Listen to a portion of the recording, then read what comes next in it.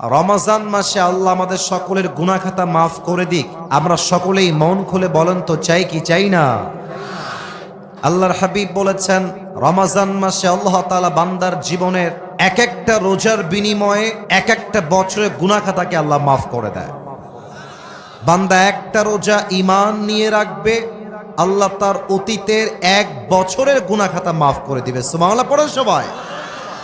তবে আজকে একটা অবাক করা তথ্য আমি এই মাহফিলে দিতে চাই, যেটা হয়তোবা অনেকেই জানেন না। বলতে গেলে 100 ভাগের 99% পিপল, 99 ভাগ মানুষ আপনারা জানেন না। হাদিসে আসছে রমজান মাসে আল্লাহ তাআলা বান্দার জীবনের সব গুনাহ মাফ করেন, সবাইকে আল্লাহ মাফ করেন।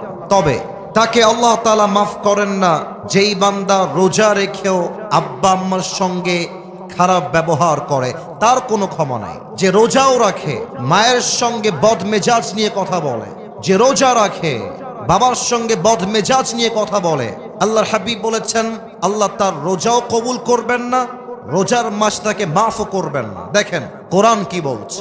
আল্লাহ তাআলা বলেন وَقَضَى رَبُّكَ أَلَّا تَعْبُدُوا إِلَّا إِيَّاهُ وَبِالْوَالِدَيْنِ إِحْسَانًا إِمَّا يَبْلُغَنَّ عِندَكَ الْكِبَرَ أَحَدُهُمَا أَوْ كِلَاهُمَا فَلَا تَقُل لَّهُمَا أُفٍّ وَلَا تَنْهَرْهُمَا وَقُل لَّهُمَا قَوْلًا كَرِيمًا الله أكبر. Your Lord has decreed in this ayah, or you believed, you will worship no one except him. আল্লাহ তাআলা বলছেন তোমার সেজদা কোনো মাজারের সামনে নয়, কোনো বাবার সামনে নয়, কোনো পীরের সামনে নয়, তোমার সেজদা হবে এক সত্তার জন্য। বলেন সবাই তিনি কে? ফার্স্ট মেসেজ ইন দিস আয়াহ। সেকেন্ড মেসেজটা হচ্ছে ওয়াবিল ওয়ালিদাইনি ইহসানা, you have to be good to your parents.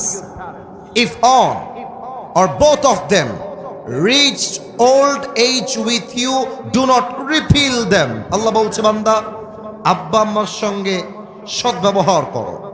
বাবা এবং মা উভয়ের মাঝে কেউ যদি বৃদ্ধ হয়ে যায় বা বৃদ্ধা হয়ে যায়, বা উভয়ে যদি বৃদ্ধা হয়ে যায়, do not repel them. বেয়াদবি করো না, বিরক্ত হয়ে একটা উফ শব্দ উচ্চারণ করো না।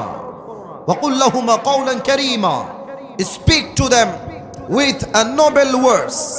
বিনয়ের ডানা বিছিয়ে নরম ভাষায় কথা বলো, বিনয়ের সাথে কথা বলো। Be humble to your parents. ভালো করে কথা বলো। তোমার রোজা এবং তোমার ইবাদত কবুল করবে একজন। আওয়াজ দিয়ে বলেন সবাই তিনি কে? না, এটা দিনাজপুরের সাউন্ড হয় নাই। আরে দিনাজপুরের সন্তান তো আওয়াজ দেয় কাপুরুষের মতো নয়, বীর পুরুষের মতো এর আওয়াজ দিয়ে কথা বলে। বলেন সবাই তিনি কে? অতএব অনেক যুবক আজকের মাহফিলে এসেছো, অনেক যুবক বাপ মাকে মাইনাস করে ফেলো জাস্ট একটা গার্লফ্রেন্ডের পাল্লায় পড়ে। গার্লফ্রেন্ড যাবে আসবে, মাথায় রাখবা গার্লফ্রেন্ড তোমার আপন নয়। তোমার বউ তোমার খুব বেশি একটা আপন মাঝে মাঝে নয়, বরং তোমার সবচেয়ে কাছের আপন মানুষও তোমার মা এবং তোমার বাবা। ঠিক কিনা বলো? বিপদে পড়লে বোঝা যায়, বিপদে পড়লে বোঝা যায় বাপ মায়ের মতো আপন দুনিয়াতে আর সেকেন্ড কেউ হতে পারে না। ঠিক কিনা বলে?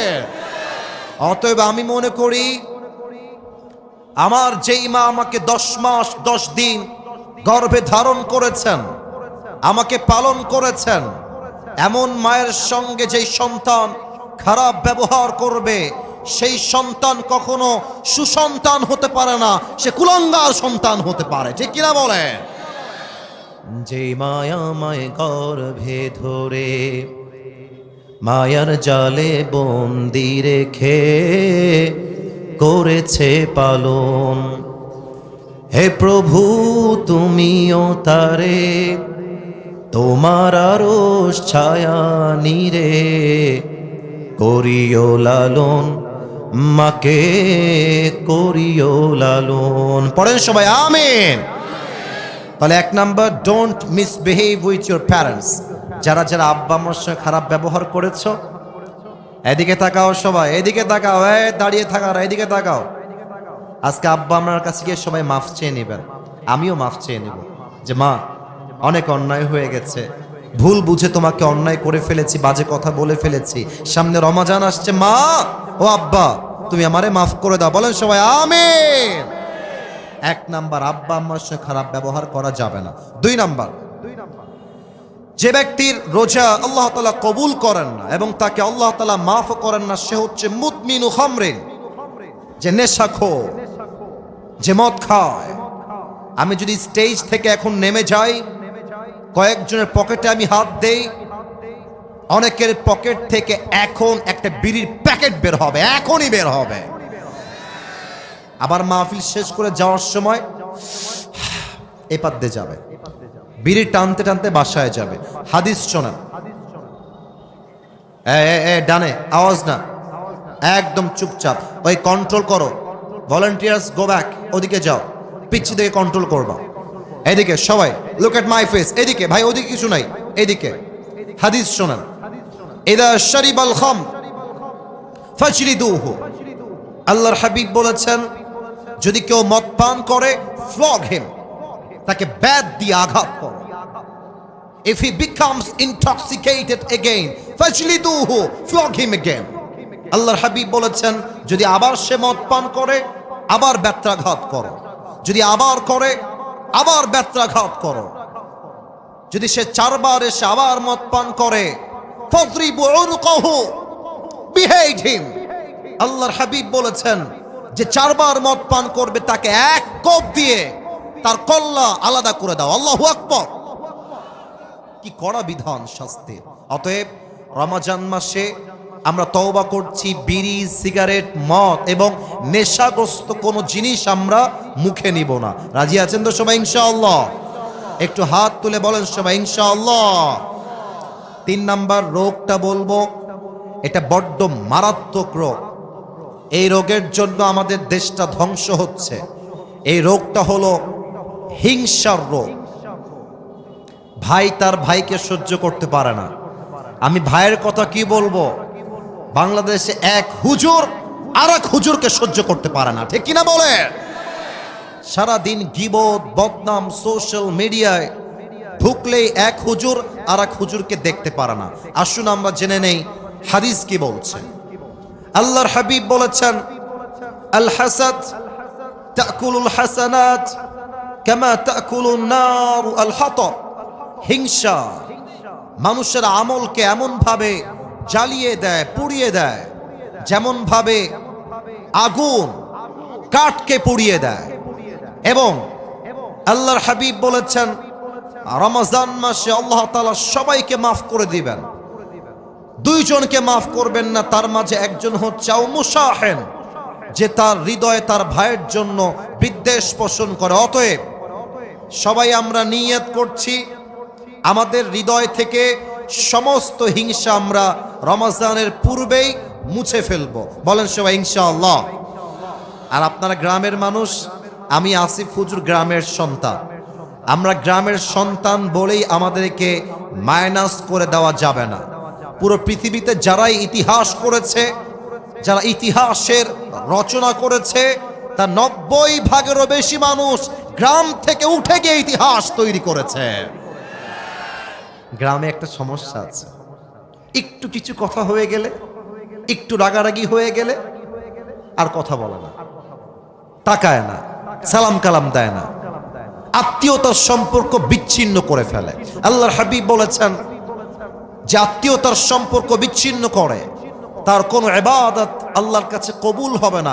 এর চাইতে মারাত্মক হাদিস শোনেন, এর চাইতে মারাত্মক হাদিস, লা ইয়াদখুলুল জান্নাতা কাতিউন, he who break the kinship relationship will not enter in the paradise. জাতীয়তার সম্পর্ক বিচ্ছিন্ন করে কোনো কারণ ছাড়া, তার জন্য আল্লাহর জান্নাত হারাম হয়ে যায়। নাউজুবিল্লাহ বলবেন না আপনারা সবাই? এজন্য যদি ভাই ভাইয়ের সঙ্গে ঝগড়া হয়ে যায়, বোন বোনের সঙ্গে ঝগড়া হয়ে যায়, যেখানে যার যেভাবে ঝগড়া হয়েছে, আজকে আমরা রোজার পূর্বেই সবকিছু মিটমাট করে নিব। বলেন সবাই আওয়াজ করে ইনশাআল্লাহ। 5 নাম্বারটা একটু দেখবেন আমার দিকে। এইটা আমার মুখে কি, এই যে আমার উপস্থাপক ভাই বলেছে, বাদ বাকি আওয়াজ আমার কানে আহামরি আসে নাই। আরেকবার আমার মুখে এইটা লম্বা লম্বা কি ভাই? মাশাআল্লাহ। আচ্ছা, মিথ্যা বলবেন না। আমি জানি দিনাজপুরের মানুষ কথায় এক কাজেও এক। ভালোবাসলে আই লাভ ইউ, না বাসলে আই হেট ইউ, ঠিক কিনা বলেন? আচ্ছা মুরব্বী, আব্বাজান, যুবক ভাইরা, আমাকে দাড়িতে আনস্মার্ট লাগতেছে না স্মার্ট লাগতেছে? তো জোরে বলেন না, আনস্মার্ট না স্মার্ট? স্মার্ট লাগতেছে। মনে রাখবেন, দাড়ি কাটাই হচ্ছে এমন একটা গুনাহ, এখানে ওলামা একরাম আছেন, বানিয়ে বলার নো চান্স, নো অপরচুনিটি, যে দাড়ি কাটে প্রত্যেক সেকেন্ডে সেকেন্ডে তার আমলনামায় 60টা করে কবিরা গুনাহ লেখা হয়। এবার আসেন হাদিসটাকে মিলাই দেই। আপনি রোজা রাখলেন, ইটস এ ফাস্টিং, এটা রোজা, এটা সওয়াবের কাজ। সওয়াব করছেন একদিকে, আবার দাড়িটা কামাই ফেলেছেন, প্রত্যেক সেকেন্ডে সেকেন্ডে 60টা করে কবিরা গুনাহ, এদিকে রোজার সওয়াব। দুইটা যখন হবে প্লাস মাইনাস হবে, একদিকে যোগ হবে আর একদিকে ফাঁকা হবে। আপনার মাসের বেতন হচ্ছে 30,000 টাকা আর খরচ হচ্ছে 40,000 টাকা। মাস শেষে ব্যালেন্স অ্যাড হবে 30,000, খরচ হয়ে যাবে 40,000। দেখবেন প্লাস মাইনাস করলে ফলাফল হবে 0। আপনি রোজাও রাখবেন, আবার দাড়িও ক্লিন শেভ করবেন, আপনার ওই রোজার 2 পয়সা দাম আল্লাহর কাছে নাই, ঠিক কিনা বলেন? অনেক যুবক বলবে, হুজুর দাড়ি কাটলে আমাকে মেয়েরা হয়তো বা বিয়ে করবে না। না করো, এটাই কথা ঠিক। বেটি, তুমি আমারে বিয়ে করবে না, কোনো টাইম নাই তোমার। তোমার মতো মেয়ের জন্য আমার মতো দাড়িওয়ালা বীর পুরুষ নয়, তোমার মতো মেয়ের জন্য বিটিএস এর হিজড়াই সবচেয়ে বেশি পারফেক্ট হবে। বলেন তো, আমার নবীর মুখে লম্বা লম্বা চাপ দাড়ি ছিল কি ছিল না? আমার নবীর মতো সুন্দর, অসাধারণ এই তল্লাটে সেকেন্ড কেউ আর কেউ কি হতে পারে? চাঁদের চেয়ে সুন্দর তুমি, নবী আমার কমলি হিওয়ালা, দো জাহানের বাদশাহ তুমি, প্যারা নবী সাল্লে আলা। দো জাহানের বাদশাহ তুমি, প্যারা নবী সাল্লে আলা। চাঁদের চেয়ে সুন্দর তুমি, নবী আমার কমলি হিওয়ালা। সুবহানাল্লাহ পড়ো সবাই। অতএব আব্বাজান যারা এসেছেন, যুবক যারা এসেছো, একটা ওয়াদা আমাকে করতেই হবে তোমাদের। একটা ওয়াদা না করলে কাউকে আমি ছাড়বো না। বলেন সবাই হুজুর, জোরে জোরে হুজুর। আমরা দিনাজপুরের সন্তান, আপনাকে ওয়াদা দিলাম, আজ থেকে এই দাড়ি, সবাই দেখি একটু দাড়িতে হাত দেন, এই দাড়ি আমি কখনো কাটবো না। এই যে এভাবে কাটবো না, বলেন সবাই ইনশাআল্লাহ। 6 নাম্বারটা বলেই শেষ করছি। একটু আমার পা দেখবেন, বেয়াদবি নিবেন না, বেয়াদবি নিবেন না। পা দেখবেন, বেয়াদবি নিবেন না। এই যে আমার পায়ে, এই যে টাকনুর কাছে পায়জামা আছে, যারা দেখতে পাচ্ছেন বলেন তো, আমার পায়জামা টাকনুর নিচে না টাকনুর উপরে? উপরে।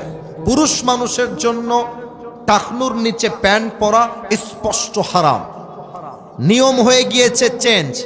নারীর জন্য টাকনুর নিচে প্যান্ট পরতে হবে। নারীরা আজকাল ঢাকা শহরে হাফ প্যান্ট পরে ঘুরে বেড়ায়। আস্তে ঠিক বললেন কেন? জোরে বলেন। পুরুষদের জন্য প্যান্ট পরতে হবে টাকনুর উপরে, আর পুরুষরা গ্যাবার্ডিং প্যান্ট পরে ঘুরে বেড়ায়, ঠিক কিনা বলেন? আল্লাহর হাবিব বলেছেন, সতরের প্রত্যেকটা অঙ্গ তোমাকে ঢাকতে হবে, এবং যেই যুবক, যে পুরুষ টাকনুর নিচে প্যান্ট পরবে, যত দূর পর্যন্ত প্যান্টের কাপড় যাবে, প্রত্যেকটা অঙ্গকে জাহান্নামের আগুনে পুড়িয়ে ধূলিসাৎ করবে একজন। বলেন সবাই, তিনি কে? আল্লাহ আমাদের সবাইকে তুমি এই 6টা বদ আমল থেকে রমজানের পূর্বেই বাঁচার তৌফিক দান করো। পড়েন সবাই আমিন। আপনাদের বউ আছে কার কার? একটু হাত তুলেন। আপনাদের কারো বউ নাই? আমি বিশ্বাস করি না। সত্যি সত্যি সত্যি। আহারে আল্লাহ, আমার যুবক ভাইদের সবাইকে তুমি নেককার দিনদার বউ দিয়ে দাও। পড়েন সবাই আমিন। যারা আমিন কয় না তারা কেউ বউ পাবে না। আরে মিয়া জোরে সোরে কোন আমিন। আসলে আমরা 3টা তাকবীর দিয়ে আয়াত ভিত্তিক তাফসীর শুরু করে দেই। প্রথম তাকবীর দিবেন আমার প্রিয় বিবাহিত আব্বাজান এবং যুবক ভাইরা। দেখা যাক আজকে কারা জিতে। বিবাহিত ভাইরা একটু কাশি দেন আমার সাথে। না, এটা মান সম্মানের ব্যাপার ভাই, একটু আওয়াজ দিয়ে কাশি দেন আব্বাজান। আরে মিয়া দিনাজপুরের মুরব্বীরাও একদম বুকে তাজা সাহস রাখে, ঠিক কিনা বলে? আব্বাজান আপনারা সবাই এবং বিবাহিত যারা সবাই একটা কাশি দিয়ে গলাটাকে একটু শক্তিশালী করেন। হ্যাঁ, মাশাআল্লাহ। দেখা যাক সিঙ্গেলরা জিতে না বিবাহিতরা জিতে তাকবীর দিয়ে। বিবাহিত ভাইরা রেডি হয়ে যান। নারায়ে তাকবীর। বিবাহিত ভাইরা মাশাআল্লাহ অনেক ভালো ছিল, অনেক ভালো ছিল। সাউন্ডটা একটু বাড়ান, সাউন্ডটা হালকা একটু বেস মোটা করেন, বেস। এবার আমার সিঙ্গেল ভাইদের পালা। সিঙ্গেল লাইটকে আসে দাও। আমি মাফ চাচ্ছি, আমি জানি না কারা জিতবে। দেখা যাক কারা জিতে। আমার আশেপাশে ওলামা একরাম আছেন, হুজুররা আছেন, সবাই নাম্বার দিবে। সিঙ্গেল ভাইয়ের আরেকবার কাশি দাও। দেখা যাক কারা জিতে। নারায়ে তাকবীর। বিবাহিত ভাইরা আমাকে মাফ করে দিয়েন। আমার বিবাহিত ভাইরা আজকে ফেল করেছেন, সিঙ্গেল ভাইরা আজকের মাহফিলে পাস করেছে, ঠিক কিনা বলে?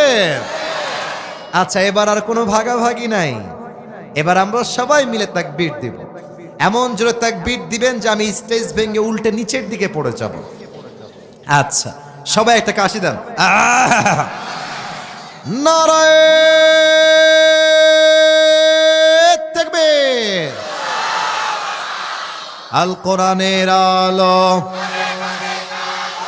আল হাদিসের আলো, কোরআন হাদিস যেখানে, আলেম ওলামা যেখানে, দিনাজপুরবাসী যেখানে, ওয়াল্লাহি আপনাদের স্লোগানের সাউন্ড প্রমাণ করেছে আমার সামনে একটাও বিড়ালের বাচ্চা নয়, সব সিংহের বাচ্চাগুলো আমার সামনে বসে আছে, দাঁড়িয়ে আছে, ঠিক কিনা? আল্লাহ স্লোগানকে কবুল করুক, পড়েন সবাই আমিন। আমি কোরআন থেকে একটি আয়াত তেলাওয়াত করেছি। সেই আয়াত নিয়ে আমি মাগরিবের আজান পর্যন্ত as much as I can আমার জায়গা থেকে আমি সর্বোচ্চ চেষ্টা করব কিছু তাফসীর পেশ করার জন্য। আমি যে আয়াত তেলাওয়াত করেছি, আয়াতটি আমি আবার রিপিট করার চেষ্টা করছি। আউযু বিল্লাহি মিনাশ শাইতানির রাজীম। বিসমিল্লাহির রহমানির রহিম। يا أيها الذين آمنوا كتب عليكم الصيام كما كتب على الذين من قبلكم لعلكم تتقون. الله أكبر. Allah says in this ayah, O you believed, O you who believed, the fasting, it has been made obligatory upon all the believers, all the Muslims. Allah Ta'ala বলছেন রমজানের প্রত্যেকটা রোজাকে আমি আল্লাহ তাআলা ইমানদারদের জন্য ফরজ করে দিয়েছি, as it was before, যেমন এটা আগেও ফরজ ছিল। এবং এটা ফরজ করার মূল উদ্দেশ্য কি আল্লাহ তাআলা বলছেন, লাআল্লাকুম তাত্তাকুন, যাতে করে তোমরা আল্লাহর ভয় অর্জন করতে পারো। আল্লাহ বলছে, বান্দা, রোজা ফরজ করার সবচেয়ে বড় মেইন পারপাস, সবচেয়ে মেইন উদ্দেশ্য হচ্ছে যাতে করে তোমরা আল্লাহর ভয় অর্জন করতে পারো। আল্লাহর ভয়, এটাকে আরবিক ভাষায় বলা হয় তাকওয়া। আমরা আজকে জানবো রমজানের মেইন উদ্দেশ্য কি এবং সে উদ্দেশ্য অর্জন হবে কেমনে এবং এই আয়াতের কি ব্যাখ্যা হতে পারে। পুরো সময় জুড়ে আমরা এই আয়াত থেকে তাফসীর শুনবো। আসুন আমরা তাফসীরে ফিরে যাই। আচ্ছা বলেন তো, রমজানের রোজা এটা কি সুন্নত, ওয়াজিব না ফরজ? আওয়াজটা কমে গেলে তো হবে না। সুন্নত, ওয়াজিব, নফল না ফরজ? ফরজ। তবে অনেকে আপনারা জানেন না যে আগে কিন্তু রোজা এই সিস্টেমে ছিল না। কোন উম্মতের উপরে ছিল 3টা রোজা, কারো উপরে ছিল 10টা রোজা। আমাদের কাছে সিস্টেম হচ্ছে না খেয়ে থাকা। তবে আগে এমনও বিধান ছিল যে রোজা মানে না খেয়ে থাকা নয়, রোজা মানে কথা না বলা। যেমন মারিয়াম আলাইহিস সালাতু ওয়াস সালাম বলেছিলেন, ইন্নী নাযারতু লির-রহমানি সাওমা ফালান উকাল্লিমাল ইয়াওমা ইনসিয়া। উনি বলছেন, আমি আল্লাহর নামে রোজা রেখেছি, মান্নত করেছি, অতএব আজকে আমি কারোর সাথে কোনো কথা বলবো না। তখনকার সময়ে কথা না বলাই ছিল একটা রোজা। এখন রমজানের রোজা হচ্ছে একটা ফরজ প্রভিশন, ফরজ বিধান। আল্লাহ বলছে প্রত্যেকটা রোজার বিনিময়ে তোমাকে একটা গুণ অর্জন করতে হবে, গুণটার নাম হলো তাকওয়া। আচ্ছা, তাকওয়া মানে কি? ব্যাখ্যা শুনবেন। আপনাদের ওই যে পেছনে আমি দেখতে পাচ্ছি অনেক জঙ্গল আছে, এই যে এদিকে আমার দিকে তাকান। ওদিকে যখন আসলাম, চতুর্পাশে গাছ গাছালি সবুজ শ্যামল দিয়ে ঘেরা।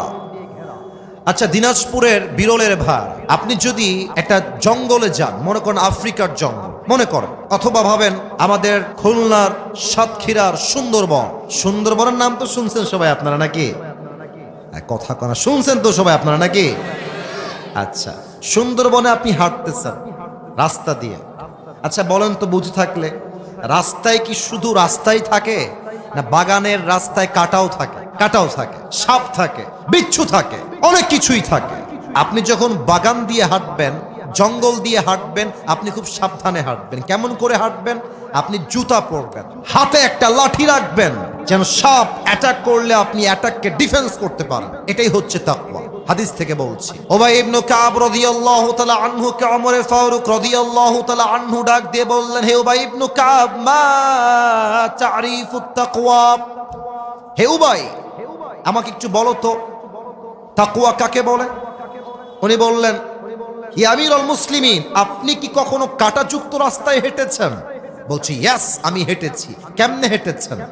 বলছেন, আমি জুতা পরেছি, বুটের জুতা, যাতে কাঁটা আমার ভেতরে ঢুকে না যায়। হাতে আমি লাঠি রেখেছি, যাতে সাপ বিচ্ছু অ্যাটাক করলে আমি ডিফেন্স করতে পারি।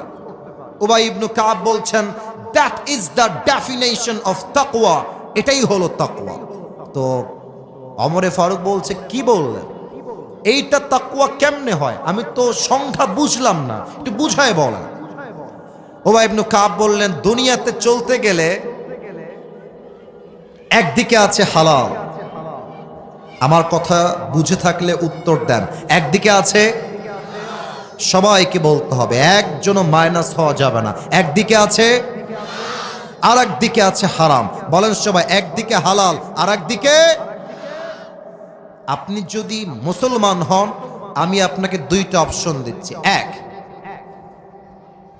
আমি তোমাকে একটা সরকারি চাকরি দিব, যেই সরকারি চাকরির বেতন হবে মাস শেষে 70,000 টাকা, ফর এন এক্সাম্পল, উদাহরণ হিসেবে। আর তোমাকে এই চাকরি করার জন্য প্রথমেই 10 লাখ টাকা ঘুষ হিসেবে দেওয়া লাগবে।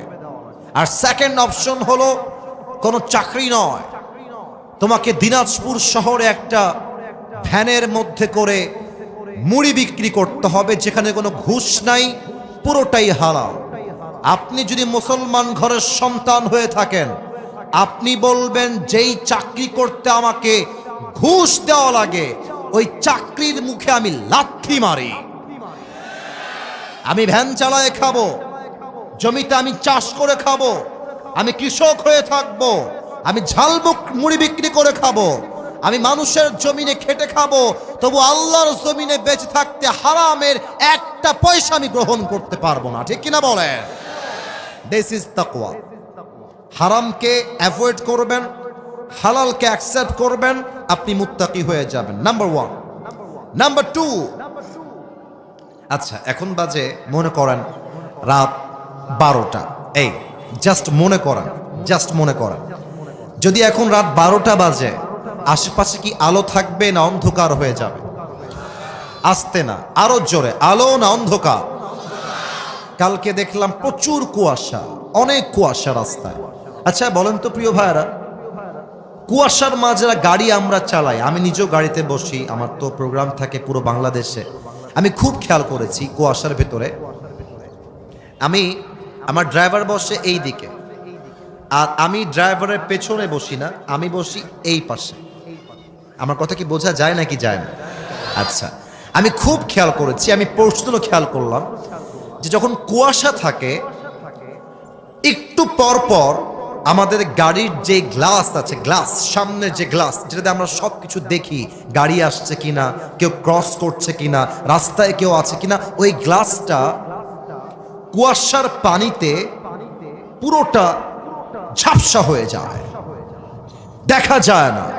আবার দেখবেন যখন কুয়াশা পড়ে দিনাজপুরে, কুড়িগ্রামে, রংপুরে, দেখবেন যেই বাস চলে 120 গতিতে, যেই বাস চলে 170 গতিতে, 150 গতিতে, 100 গতিতে, দেখবেন ওই বাস কুয়াশার সময় চলে মাত্র 30 অথবা 40। কেন? সামনে কিছু দেখা যায় না। এবার বলেন তো, প্রচুর কুয়াশা, পুরো মাঠ কুয়াশা দিয়ে ভরা, রাত বাজে 2টা, আপনি আছেন বাসার ভেতরে, আপনার লাইট বন্ধ, the door is locked, the window is locked, জানালাও বন্ধ, দরজাও বন্ধ। আপনি বসে বসে মোবাইল ফোনটা বের করে উলঙ্গ ভিডিও দেখছেন, হিন্দি গান শুনছেন, অনেক যুবক রাত হলে পর্নোগ্রাফি দেখছেন। কেউ না দেখলেও আপনাকে দেখছে একজন, আওয়াজ দিয়ে বলেন সবাই, তিনি কে? অতএব এটাই হচ্ছে তাকওয়া। আমি আমার বোনদের কাছে আবদার রাখবো, আম্মা জান আমাকে এখান থেকে না দেখে স্টেজে গিয়ে বসেন, ওখানে প্রজেক্ট দেওয়া আছে না, তো আমাকে সরাসরি না দেখলেই ভালো। এই যে আপনারা ওদিকে তাকাবেন না, এইদিকে। আমি বলতাম না, আমার কমিটির ভাইরা আবদার রেখেছেন তাই বললাম, আম্মা জান বসে গেলে ভালো হয়, সবাই একটা তাকবীর দেন, নারায়ে তাকবীর। অতএব কেউ না দেখলেও দেখে একজন, আওয়াজ দিয়ে বলেন সবাই, তিনি কে? অতএব আমি যখন কোনো অন্যায় করব, কোনো পাপ করব, আমার হৃদয়ে সব সময় ভয় থাকতে হবে এক সত্তার, তিনি কে? যাদের হৃদয়ে আছে আল্লাহর ভয়, তারা কভু পথ ভুলে যায় না। আল্লাহর প্রেম ছাড়া এই দুনিয়ায় কারো কাছে কোনো কিছু চায় না, ঠিক কিনা বলে? রাতের আধারে যারা সিজদাতে রয়, দু চোখের অশ্রুতে নদী যেন বয়, ছলনার হাত ছানি যতই আসুক, ছলনার হাত ছানি যতই আসুক, পেছনে ফিরেও সে তাকায় না। যাদের হৃদয়ে আছে আল্লাহর ভয়, তারা কভু পথ ভুলে যায় না। আল্লাহর প্রেম ছাড়া এই দুনিয়ায় কারো কাছে কোনো কিছু চায় না, ঠিক কিনা বলেন? এবার আসুন কিছু ঘটনা শেয়ার করি হাদিস থেকে। আচ্ছা, আমরা যেই দেশে এখন বসবাস করছি, দেশটা কি পরাধীন না স্বাধীন? ভয় পাচ্ছেন? ভয় পাচ্ছেন কেন? পরাধীন না স্বাধীন? আরে ভাই, আগে আমরা কথা বলতে পারতাম না তো? আমাদেরকে লিস্ট দেওয়া হতো যে হুজুর ওই বিষয়ে কথা বলতে হবে, মাটির নিচের ওয়াজ করতে হবে, মাটির উপরের দুর্নীতি নিয়ে কথা বলা যাবে না। আমি এখন একটা কথা বলছি সবাইকে, আগে আমরা দিন কায়েমের কথা বললে, আল্লাহর জমিনে আল্লাহর রাজ কায়েমের কথা বললে আমাদের গালি দেওয়া হতো রাজাকার, জঙ্গিবাদ আর মৌলবাদ বলে। আর আমি নিজে দেখেছি তাফসীর মাহফিলে হুজুর স্টেজের চেয়ারে বসে ওয়াজ করছেন, আর কিছু পাতি নেতা এসে একটা বাড়ি মারতো মাইকে এসে, মাইক কেড়ে স্টেজ থেকে বক্তায় গ্রেফতার করত। যদি কোনো বাপের বেটা আজকে থাকেন, আমাকে বাধা দিবেন এই বিরলের মাটিতে, ওয়েলকাম। আসেন, আপনার পিঠের চামড়া যুবকরা একটাও বাকি রাখবেন আজকের মাহফিলে। আমাদের কথা একটা, আমরা স্বৈরাচারের দেশ দেখেছি, আমরা জুলুমের দেশ দেখেছি, আমরা আগামীতে এই দেশ আর দেখতে চাই না। আগামীর দেশ হবে ইসলামের বাংলাদেশ, কোরআনের বাংলাদেশ। হাত তুলে বলেন সবাই, ঠিক কিনা? আসুন আমরা আপনাদেরকে বুঝাই বলি, আল্লাহর রাষ্ট্র চালাইতে হলে তাকওয়ার কত প্রয়োজন আছে। প্রশ্ন করছি সবাইকে, দেখা যাক উত্তর করতে পারেন কিনা। দেখা যাক, বলেন তো ইসলামের মোট খলিফা কয়জন? বলেন সবাই, আমার হাত দেখে কয়জন? আচ্ছা, দেখা যাক। এই যে আওয়াজ না, ওরা নামলে নামুক, না নামলে নাই। আবার ও যুবকদের কষ্ট হচ্ছে, যুবকরা আমরা কলি যে ওদের কষ্ট দিবেন না, মেহেরবানি করে থামেন থামেন থামেন। প্রিয় ভাইরা, বলেন ইসলামের কয়জন খলিফা? বলেন তো প্রথম খলিফার নাম কি? মাশাআল্লাহ মাশাআল্লাহ মাশাআল্লাহ, অনেকে বলে ফেলেছেন। এবার সবার থেকে জানতে চাই, ইসলামের প্রথম খলিফার নাম কি? আবু বকর রাদিয়াল্লাহু তাআলা আনহু। ওনার কাছে আমাদের দেশে যিনি প্রধানমন্ত্রী ছিলেন 5 আগস্টের আগে, নাম কি ছিল? আপনারা কেন বলেন নাম কি ছিল? শেখ হাসিনা। আমি কোনো রাজনৈতিক আলাপ করবার জন্য মাহফিল আসি না, আমি আগেই বলে দিচ্ছি। আপনারা কোনো রাজনৈতিক দলের লোক মনে করবেন না। দেখেন, ওনার কাছে যদি ওনার সন্তান এসে বলে যে আমার একটা ব্র্যান্ডেড জামা লাগবে, তখনকার কথা, 5 আগস্টের পূর্বের কথা, উনি যদি বলেন যে তোমাকে ব্র্যান্ডেড জামা কিনে দিব, আমার কাছে সেই টাকা নাই, এটা বাংলার একটা ছোট্ট বাচ্চা বিশ্বাস করতে রাজি হবে না, ঠিক কিনা বলেন?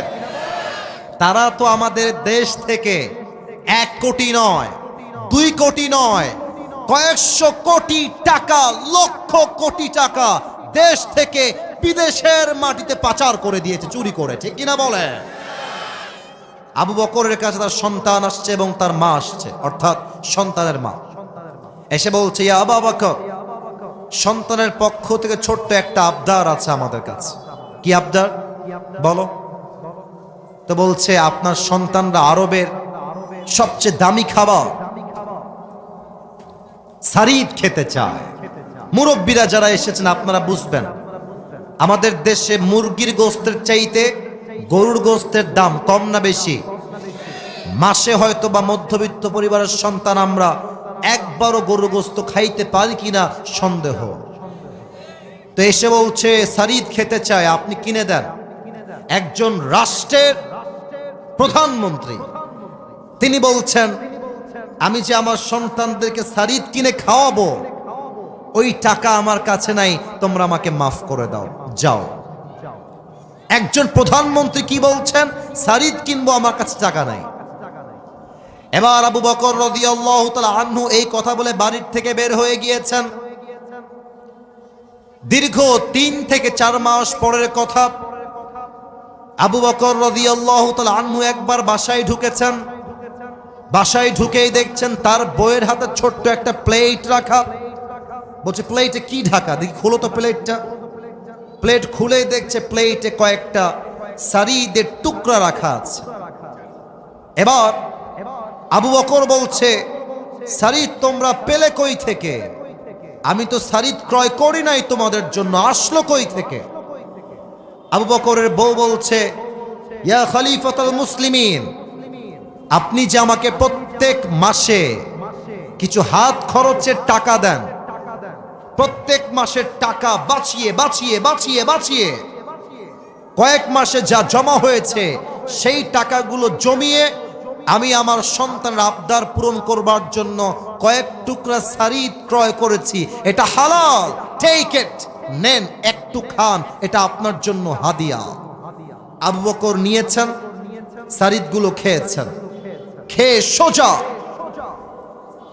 সংসদ ভবনে চলে গিয়েছেন। রাষ্ট্রের প্রধান দায়িত্বশীল এমপি, মন্ত্রী, মেয়র, পুলিশ সবাইকে ডেকে বিশাল লম্বা একটা সভা করেছেন। আর ডাক দিয়ে বলছেন, সবাই শুনবেন মন দিয়ে, আমি আবু বকর এই রাষ্ট্রের প্রধানমন্ত্রী হলাম, আমি একা, আমার উপরে সব দায়িত্ব। আপনারা আমাকে প্রত্যেক মাসে যেই বেতন দান করেন এই বেতনটা আজ থেকে কমায় দেন, যা ছিল কমায় দেন। তো একজন বলছে, আবু বকর কমাবেন কেন? বেতন তো আরো বাড়বে দিন দিন, কমাবেন কেন?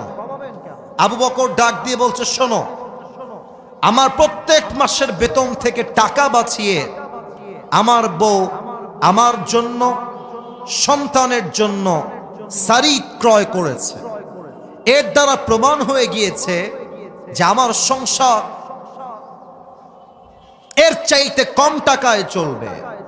তোমরা কমিয়ে দাও, যদি না কমাও কিয়ামতের দিন আমাকে এটার জন্য পাকড়াও করবে। একজন আওয়াজ দিয়ে বলেন সবাই, তিনি কে? জাস্ট কয়েকটা টাকা বেতন কমিয়ে দিয়েছেন। এমন ভয় যদি আমার রাষ্ট্রের প্রত্যেকটা দায়িত্বশীল ব্যক্তিবর্গের মাঝে ঢুকে যায়, আগামীর বাংলাদেশ দুর্নীতিমুক্ত বাংলাদেশ হয়ে যাবে। ঠিক কিনা বলেন? এটা হচ্ছে আল্লাহর ভয়। আচ্ছা, আপনারা একজন ব্যক্তির নাম বলছি, দেখেন তো আপনারা সবাই চেনেন কিনা। পাকিস্তানের একজন টপ ফেমাস স্কলার, তার নাম হলো মাওলানা তারিক জামিল। নাম শুনেছেন? আপনারা শুনেছেন, মাশাআল্লাহ। যুবকরা তোমরা দেখেছো, দেখবা ফেসবুকে ওনার ওয়াজ আসে। ওনার বাসা হচ্ছে পাকিস্তানে। দেখবা অলওয়েজ সাদা পাঞ্জাবি পরে, অলওয়েজ সাদা পাগড়ি, সাদা পায়জামা। তো আমি সেই দিন তাকওয়াকে নিয়ে স্টাডি করছিলাম, রিসার্চ করছিলাম যে তাকওয়া আসলে ইসলামে কাকে বলা হয়। তো আমার হঠাৎ করে আমার সামনে একটা, যা সত্য তাই বলবো, বানিয়ে বলার কোনো চান্স নাই, মিডিয়া আমার কথাগুলো রেকর্ড করছে, একটা ছোট্ট বক্তব্য আমার সামনে আসলো। যে বক্তব্যের টাইটেল ছিল এরকম উর্দুতে, আল্লাহ কা ডর বন্দে কে দিল মে कैसा होना चाहिए। আল্লাহর ভয় বান্দার অন্তরে কেমন থাকবে, আজীব এক ওয়াকিয়া, অবাক করা একটা ঘটনা। আমি ওপেন করলাম। আচ্ছা, অসুস্থ হলে আপনারা কিসে ভর্তি হন? এই যে কথা না বললে দিনাজপুরের মাটির তো বদনাম হবে। অসুস্থ হলে আমরা কিসে ভর্তি হই? হসপিটাল বা মেডিকেল। আচ্ছা, এই যে পিচ্ছি, পিচ্ছি, ওকে ধরো তো, ওকে বসে দাও, বসো। ব্যাটা তো ঠ্যাং ভেঙে ফেলবো রে। চুপ করে বসো কলিজা বাবু, বসে পড়ো। সবাই তাকবীর দেন, নারায়ে তাকবীর। ভাইরা, 1 ঘন্টা ওয়াজ হয়ে গেছে, একটু পরে আজান দিবে। আমরা জানি শেষ ভালো যার। ওরে ভাই বলেন, শেষ ভালো যার।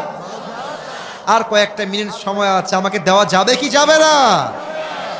তো তারিক জামিল বললেন, পাকিস্তানের একজন যুবক আফটার বিং সিক, অসুস্থ হওয়ার পরে সে একটা খ্রিস্টানদের হসপিটাল, মিশনারি হসপিটালে ভর্তি হয়েছে। ভর্তি হওয়ার পরে যখন 7 দিন হয়ে গিয়েছে, আপনারা জানেন সবাই যে খ্রিস্টানদের প্রত্যেকটা নার্স হয় মেয়ে। আমাদের বাংলাদেশে মেডিকেলগুলোতেও নার্স হয় মেয়ে। আর বেশিরভাগ নার্সরা কিন্তু দেখতে অধিকাংশই, হাসবেন না, সুন্দরী হয়, এটাই সত্য কথা। তো পাকিস্তান তো আরো সুন্দরী। তো তারিক জামিল বললেন, একজন খ্রিস্টান নার্স যখন যুবকটা প্রায় 7 দিন যাবৎ ভর্তি আছে, যখন তাকে রিলিজ পেপার দেওয়া হবে, তখন খ্রিস্টান নার্স রিলিজ পেপার নিয়ে আসছে এবং নিয়ে এসে যুবকের ডান দিকে দাঁড়িয়ে আছে আর ডাক দিয়ে বলছে, मैं आपसे एक बात करना चाहती हूं, अगर आप मुझे इजाजत दे तो मैं उस बात को शेयर करना चाहती हूं। মেয়েটা বলছে, ভাই আপনি যদি আমাকে অনুমতি দেন, আমি আপনার সঙ্গে 1টা মিনিট কথা বলতে চাই। তো যুবকটার, আমাকে দেখবেন সবাই, সবাই look at my face, look at my head, আমার মাথা দেখেন। যুবকটার মাথা অলওয়েজ মেয়ে আসলেই নিচের দিকে তাকায় না, মুসলমান তাকায় না, নিচের দিকে। তো যুবকটা মাথা নিচু করে বলছে, आप मुझे क्या कहना चाहती है बताइए, मैं आपकी बात सुन रहा हूं। বলেন কি বলবেন। তো মেয়েটা হচ্ছে খ্রিস্টান, যুবকটা হচ্ছে মুসলমান। মেয়েটা সোজা যুবককে ডাক দিয়ে বলছে, मैं आपसे शादी करना चाहती हूं, আমি আপনাকে বিয়ে করতে চাই। এটা কিন্তু হাসির কথা নয়, মূল মেসেজ একটু পরে পাবেন, আগে বোঝেন। যখন খ্রিস্টান মেয়ে বলছে আমি আপনাকে বিয়ে করতে চাই, যুবকের মাথার টনক নড়ে গেছে। আরে আমি হলাম মুসলমান, সে হলো খ্রিস্টান, সে আমাকে কোন বিবেকে বিয়ে করতে চায়? যুবক ঠান্ডা মাথায় বোনকে বলছে, বোন ठीक है, मैं समझ गया कि आप मुझसे शादी करना चाहती हैं, लेकिन एक बात है, यहां पे इतने सारे, आप किसी से भी शादी करना नहीं चाहती, आप मुझसे ही शादी करना क्यों चाहती है? अरे বোন, ছেলের তো অভাব নাই, কত পেশেন্ট, কত যুবক, কত ডাক্তার এই মেডিকেলে বসে আছে, সবাইকে বাদ দিয়ে आप मुझे ही क्यों शादी करना चाहती है, আপনি আমাকে কেন বিয়ে করবেন? তো তারিক জামিল বললেন, যুবকের প্রশ্নের পরে নারীটা ডাক দিয়ে বলছে, मैं आपसे शादी करना चाहती हूं, इसका एक बहुत बड़ा रीजन है मेरे पास, একটা বিশেষ কারণে আমি আপনাকে বিয়ে করতে চাই। বলছে বলেন কি কারণ, আমি শুনতে চাই। মেয়েটা বলল, এখানে যত নার্স আছে সমস্ত নার্সের মাঝে সবাই জানে I am the most beautiful lady, আমার মতো সুন্দরী নার্স এই পুরো মেডিকেলে সেকেন্ড আর কেউ নাই। আমি যখনই পেশেন্টদের রুমে যাই চেক আপ করার জন্য, টেস্ট করার জন্য, দেখার জন্য, আমি যখনই রুমে এন্ট্রি নেই, हर कोई मुझे ऐसे ऐसे ऐसे ऐसे घूम के देखता है कि कौन आया है। সব যুবক আমার দিকে তাকায় থাকে ফেল ফেল করে, সবাই আমার রূপের প্রশংসা করে। বাট তুমি এমন একজন যুবক, আজ 7 দিন যাবত তুমি আমার এই ওয়ার্ডে ভর্তি আছো, আমি এতবার আসলাম, এতবার গেলাম, এতবার আসলাম, এতবার গেলাম, तुमने एक मर्तबा भी मुझे आंख उठा के नहीं देखा, আমার দিকে তুমি একবারও চোখ তুলে তাকাও নাই। আমি ভাবলাম সবাই তাকায়, এই যুবকটা কেন তাকায় না? আমি জানার জন্য গেলাম একজন ব্যক্তির কাছে, বললাম যে हर कोई मुझे देखता है लेकिन ये मुसलमान लड़का मुझ पर आंख उठा के भी नहीं देखता, इसका वजह क्या है, কারণ কি, আমাকে দেখে না কেন? আমাকে ডাক দিয়ে তিনি বললেন, প্রিয় বোন শোনো, মুসলমান যুবকদের জন্য গায়রে মাহরাম নারীর দিকে তাকিয়ে থাকা হারাম। তো সেই যুবক চাইলে তোমাকে দেখতে পারে, চোখের মজা নিতে পারে, বাট ওই যুবক জানে যখন সে তোমাকে তাকিয়ে দেখে চোখের মজা নিবে, আত্মার মজা নিবে, দেহের মজা নিবে, ওকে কেউ না দেখলেও দেখবে একজন। আওয়াজ দিয়ে বলেন সবাই, তিনি কে? আমি এই কথা শুনে আমি তোমার জন্য পাগল হয়ে গেছি। আমি ভেবেছি জো লড়কা, এই কথা খুব ভালো করে শুনবেন আব্বা জান, যুবক ভাইরা একটু বোঝেন মেয়ে কি বলছে দেখেন।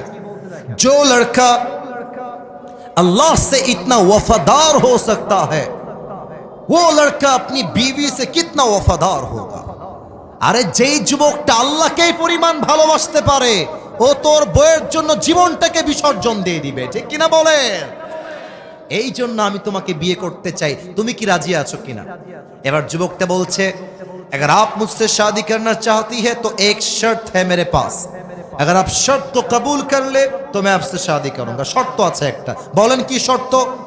মেয়েটাকে যুবক বলছে, अगर आप कलमा पढ़ के मुसलमान हो जाए तो मैं आपसे शादी करूंगा। মেয়ে বলছে আমি রাজি আছি, নট আ বিগ ডিল। ওলামা একরাম নিয়ে আসেন, আলেম এসেছে, কালেমা পড়িয়েছে, মেয়েটা মুসলমান হয়েছে এবং ওই মেডিকেলে মুসলমান হয়ে দুইজনের সঙ্গে দুজনে বিয়ে হয়ে গিয়েছে। সুবহানাল্লাহ।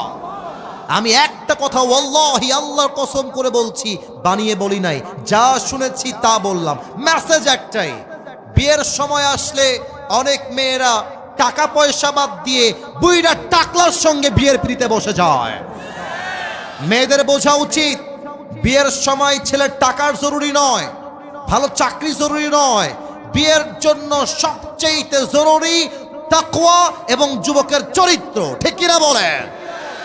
আল্লাহ প্রত্যেকটা মেয়েকে চরিত্রবান যুবক বিয়ে করার তৌফিক দান করুক, পড়েন সবাই আমিন।